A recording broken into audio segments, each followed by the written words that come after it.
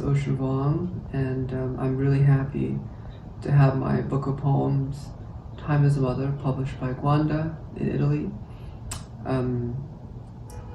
The Italian language and Italian readership has meant a lot to me through the years, and every time I visit the country, I leave inspired and deeply touched by the contemporary life, the culture, but also the rich literary history. So this is a big moment of pride, and every time I have a book published in Italy, it never gets boring. It always feels fresh. It always feels like the first time. So thank you. I'll read 3 poems, and it's my way of saying hello to everyone. This first poem is called Old Glory. It's technically a found poem, and it's a sonnet that builds on found language, particularly in the American vernacular, around violent modes of celebration. And one of the central questions that I'm interested in is, what does it mean for a country to celebrate itself through the lexicon of destruction? How does it have pride within the linguistic concussions of death? I don't have an answer for that, but I think what's beautiful about the poem is that it can create a new sort of semiotic code system. And in this case, these violent phrases, when we speak of them in everyday life, they're kind of diffused, and they sound just like neologisms, and they don't have the same rooted violence is not made evident. But when we stack them in the sonnet, my hope is that they can be really felt through the sort of ricochets that they operate. Old Glory. Knock 'em dead, big guy. Go in there, guns blazing, buddy. You crushed at the show. No, it was a blowout. No, a massacre. Total overkill. We tore them a new one. My son's a beast, a lady killer, straight shooter. He knocked her up, a bombshell blonde. You'll blow them away. Let's bag the broad. Let's spit roast the faggot. Let's fuck his brains out. That girl's a grenade. It was like Nam down there. I'd still slam it, though. I'd smash it good. I'm cracking up. It's hilarious. You truly murdered. You had me dying over here. Bro, for real though, I'm dead.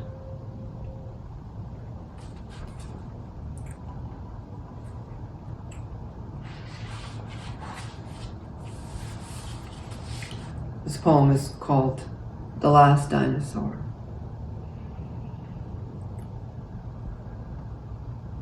When they ask me what it's like, I tell them, imagine being born in a hospice on fire.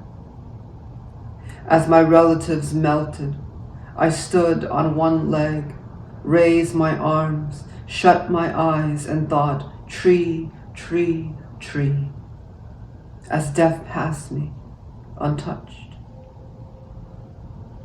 I didn't know God saw in us a failed attempt at heaven. Didn't know my eyes had 3 shades of white, but only one image of my mother. She's standing under an ancient redwood, sad that her time on earth is all she owns. Oh, human, I'm not mad at you for winning, but that you never wished for more. Emperor of language, why didn't you master no, without forgetting maybe? Sure, We can make out if you want. But I'm warning you, it's a lot. Sometimes I think gravity was like to be brutally honest and then never stop talking. I guess what I mean is that I ate the apple, not because the man lied when he said I was born of his rib, but that I wanted to fill myself with its hunger for the ground, where the bones of my people still dream of me. I bet the light on this page isn't invented yet. I bet you never guessed that my ass was once a small town wonder, that the triceratops went nuts when I danced. How once, after weeks of drought, I walked through my brother's laughter just to feel the rain. O wind-broke wanderer, widow of hope and ha-has, O sister, dropped seed, help me. I was made to die, but I'm here to stay. What to say about this poem? I was always interested in writing in the voice of a dinosaur. The dinosaur having been extinct is sort of this, to me, this metaphor of both the ephemerality of the Anthropocene that we're in, but also the cycle. You know, that in a way we are in our own kind of elongated extinction here. And that so much of life on Earth is a reckoning with extinctions. And in a way, I have a lot of kinship with the dinosaur, you know, coming from geopolitical violence, coming from political rifts, and this sort of rhetoric of death that we traffic in. In a way, the poem becomes a questioning of myths. You see, there's allusions to the Bible, allusions to time and time travel.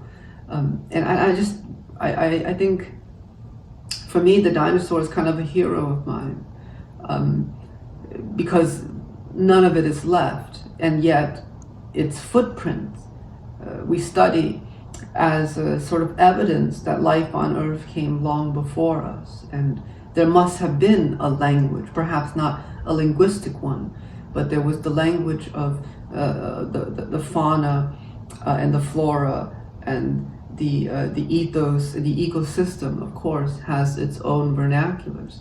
And so I think for me, I always wanted to do it, but with a bit of humor. But I didn't have the courage to write with this much humor early on in my career. And it's interesting that you kind of have to be brave in order to be funny, at least for me. So there it is, The Last Dinosaur. This last poem is a long prose poem. There's not much to say about it, except I was invited to, very kindly, to write for an hour in the room of Emily Dickinson. I live 20 minutes from her home, and the museum and the people who work there kindly invited me to come write. But of course, if someone asks you to write in the master's room, I told myself, I'm not going to write anything. I'm just going to sit quietly and say thank you and be in the space and leave. But I brought my notebook and pen just in case, to make it seem to everybody like I was going to do my job. And I sat there for a while, and I've been working on this poem that I've been failing at for so long. I've been wanting to write a poem about shoveling snow. Growing up in New England, I wanted to really capture this mundane civic act of shoveling your driveway, but then kind of turn it into a vortex of larger ramifications, right? That was the project, and it kept falling and failing. But then when I sat in Dickinson's room, there was kind of this immense silence that I can't explain. Maybe something about the walls, the way they were made, I don't know, but It's a corner room, second story. And when you're in there, you kind of have this absolute silence. It's a true submersion. And I would look out into Main Street, Amherst, and you could see the cars and the people. But it felt so far away. And you could start to hear, my own kind of blood in my ear, my own heartbeat.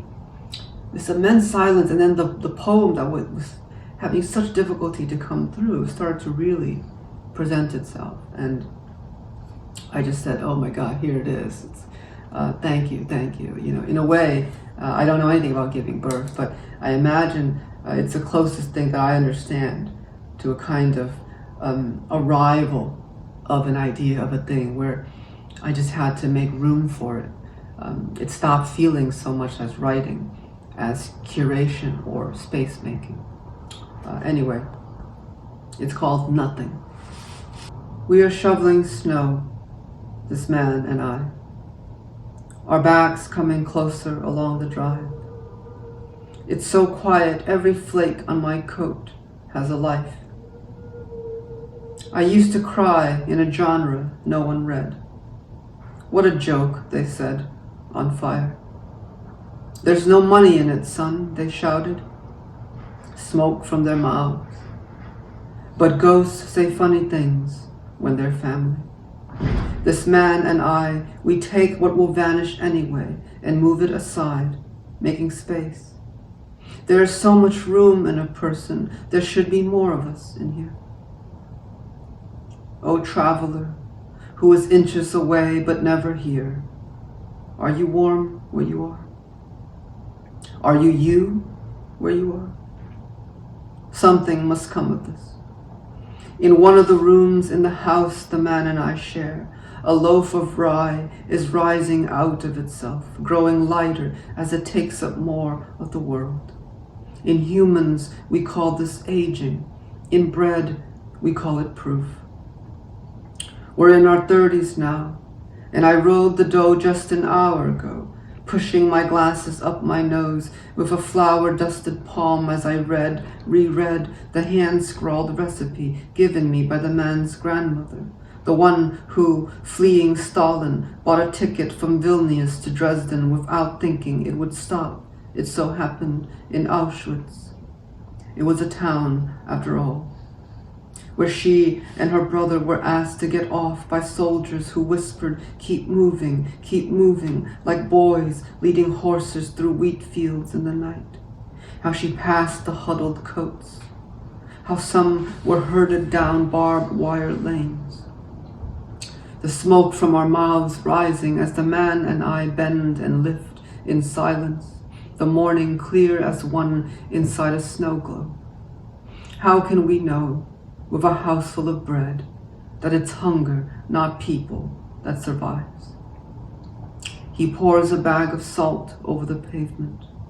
From where I'm standing, it looks like light is spilling out of him, like the dusty sun ray that found his grandmother's hands as she got back on the train, her brother at her side, smoke from the engine blown across the faces outside, which soon fall back to pine forests, washed pastures, empty houses with full rooms. The man clutches his stomach as if shot. The light floods out of him. I mean you, because something must come of this. When the guard asked your grandmother if she was Jewish, she shook her head, half lying, then took from her bag a roll baked the night before, tucked it in the guard's chest pocket. She didn't look back as the train carried her, newly 20, toward where I now stand on a Sunday in Florence, Massachusetts, squinting at her faded scroll. Sift flour, then beat eggs until happy yellow. The train will reach Dresden days before the sky is filled with fire bombers. More smoke, a bullet or shrapnel failing to find her, the brother under rubble, his name everywhere around her like the snow falling on your face 40 years later on December 2nd, 1984, while your mother carries you alive only 3 hours, the few steps to the minivan where your grandmother, 60 now, crowns your head with her brother's name. Peter, she says. Peter, as if the dead could be called back into new stunned bones. The snow has started up again, whitening the path as though nothing happened. But to live like a bullet, to touch people with such intention, to be born going one way toward everything alive, to walk into the world you never asked for and choose a place where your wanting ends. Which part of war do we owe this knowledge? It's warm in this house where we will die, you and I. Let the stanza be one room then. Let it be big enough for everyone. Even the ghosts rising now from this bread we tear open to see what we've made of each other. I know we've been growing further apart, unhappy but half full. That clearing snow and baking bread will not fix this. I know too, as I reach across the table to brush the leftover ice from your beard, that it's already water. It's nothing, you say, laughing for the first time in weeks. It's really nothing, and I believe you. I shouldn't, but I do.